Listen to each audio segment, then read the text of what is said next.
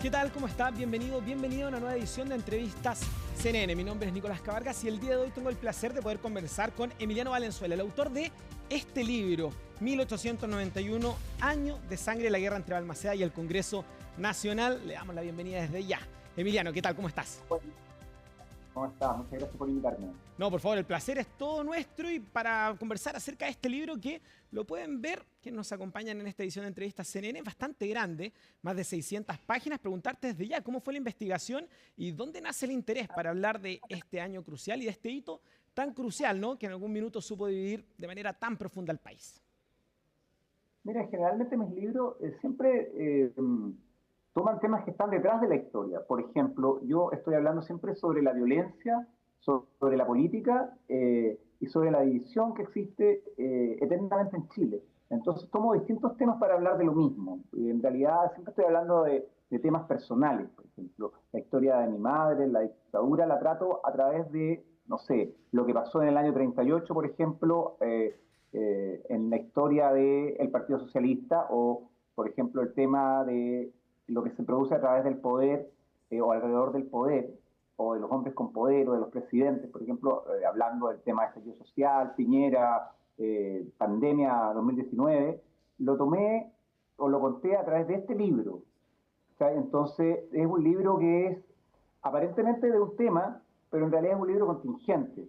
Siempre se está hablando del presente en estas investigaciones. Entonces, el interés surge a partir de ahí, surge a partir de preguntas que yo me he hecho sobre la violencia, la memoria, pero también sobre el presente. Pero para encontrar el presente, eh, busco estos pequeños dispositivos que son viejas historias. En la historia de Balmaceda, en la historia, por ejemplo, de la violencia íntima, uno puede encontrar ejes transversales que cruzan totalmente la historia de Chile, porque la historia tiende siempre a repetirse. Las divisiones siempre tienden a estar, la violencia o la política siempre tiende a tomarse en los lugares íntimos. Entonces, es un libro que habla de eso, finalmente. Habla de las relaciones en torno al poder y las relaciones de la política con la intimidad. Ya se habla o se desarrolla mucho dentro del libro un concepto que es la violencia íntima. Y se dice que las guerras civiles son más cruentas o más duras eh, en países pequeños y no en países tan grandes o en sociedades pequeñas donde la gente se conoce y se generan los elementos personales como la envidia, por ejemplo. Entonces, a partir de la envidia eh, aparece la política y a partir de la envidia se manejan las relaciones políticas. Por ejemplo, cuando sucede la derrota de Balmaceda y hay un saqueo en Santiago, la gente va a saquear la casa del vecino al cual se le envidiaban los muebles, los cuadros, y claro, la gente le robaba al vecino sus cosas, movido más que por el odio a Balmaceda, por envidias personales que se catalizaban a través del odio político.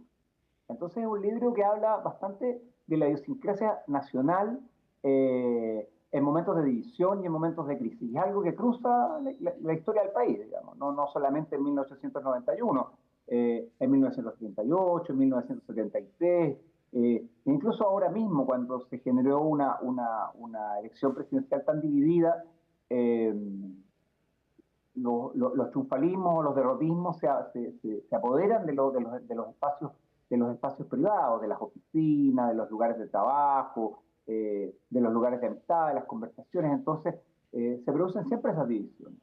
Y Tal es un cual. libro de eso transversal, digamos, a eso. Tal cual, Emiliano. De hecho, como decías tú, en Chile la historia se ha repetido de manera profunda, estableciendo diferentes grietas, ¿no? Lugares donde posicionarse. Al otro lado de la cordillera, en Argentina, la grieta es solo una, ¿no? El peronismo contra los antiperonistas, en algún momento llamado gorilas, ¿no? Bueno, en nuestro país la grieta ha ido cambiando, ha ido avanzando, y por lo mismo es tan interesante leer las historias de hace 130 años y cómo muchas veces se repiten los patrones. Sí, totalmente. Mira, es una historia bastante singular, porque la guerra de la 1891 es una guerra intraoligárquica. Quiere decir que se usa como punta de lanza a la gente a través del reclutamiento forzoso o a través de la propaganda, por ejemplo, y es la gente la que muere. Uno ve las fotografías ahí, me refiero a la gente sencilla, ve las fotografías ahí y uno se da cuenta finalmente como el pueblo, como el bajo pueblo, la gente que tiene poco clara la idea de identidad nacional, pero que se deja de alguna manera llevar por estas grandes propagandas, es la que paga el precio. Y finalmente la guerra del 1891 es algo bastante interesante porque las heridas de la guerra sanan en poco tiempo, porque toda la gente que participa en esa guerra son amigos, hermanos o parientes que finalmente se reconcilian y se rearman dentro del sistema político. Se funda un partido almacedista, por ejemplo, prontamente después de la guerra, pero no pasa lo mismo en el siglo XX, ¿ah? Pasan cosas distintas.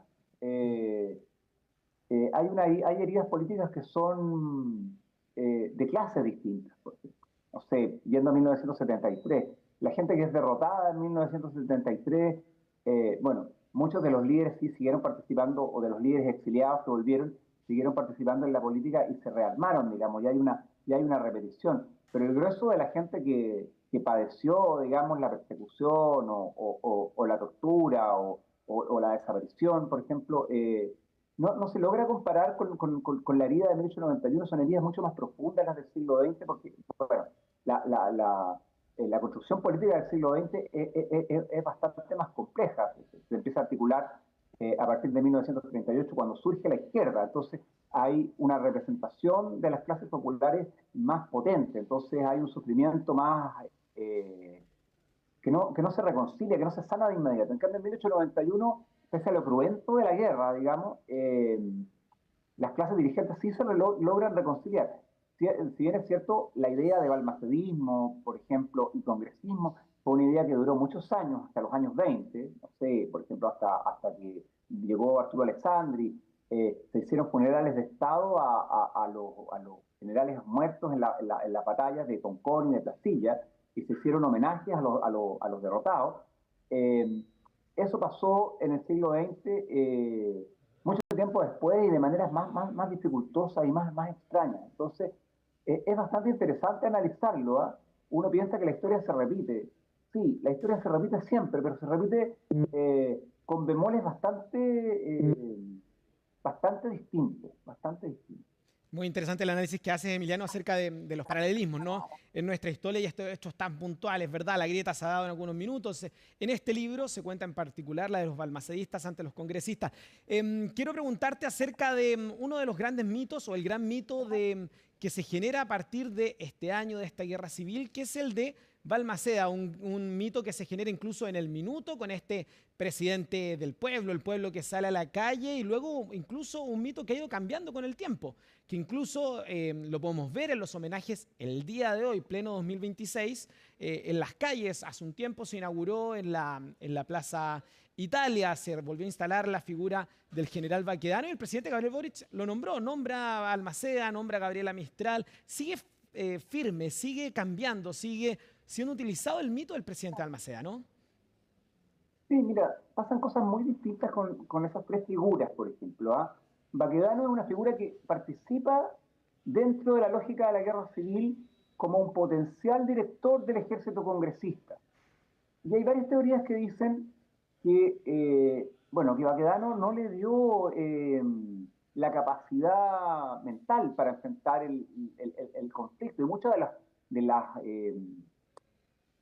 las consecuencias del conflicto, por ejemplo, el saqueo en Santiago, son culpa de él, digamos, porque él deja hacer y deja actuar a los vándalos dentro de la ciudad para que saqueen, y le entrega servilmente el poder al Congreso cuando el Congreso vuelve a favor de las batallas.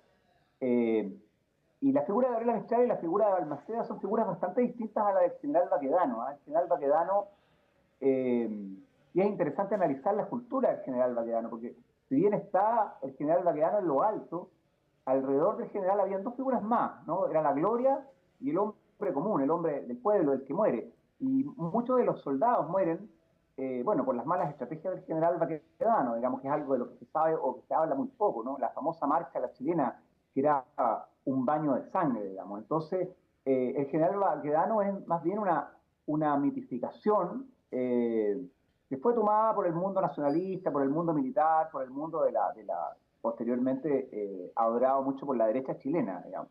Pero con Balmaceda y con la Gabriela Mistral pasan cosas distintas. Hay una reescritura, o hay bastantes reescrituras de Balmaceda, pero hay una en particular, que es la de Hernán Ramírez Necochea, que toma a Balmaceda como un héroe antiimperialista o un héroe contra el imperialismo inglés. ¿ya? Es un mito, pero es un mito que de alguna manera construye un baluarte dentro del pensamiento popular, digamos. Se cree que Balmaceda, o se piensa que Balmaceda era alguien que se opuso a los ingleses. Es totalmente un mito, porque es totalmente falso, digamos. Pero en la escritura de la historia eso figura como una certeza. El libro toma y habla mucho de eso, digamos. Habla de las escrituras y de las reescrituras, y de las verdades a medias y de las mentiras que se sostienen como verdades necesarias para construir la argamasa de un pensamiento político necesario en tiempos de crisis. Por ejemplo, se habla de Balmaceda porque se mitifica el pasado durante el centenario.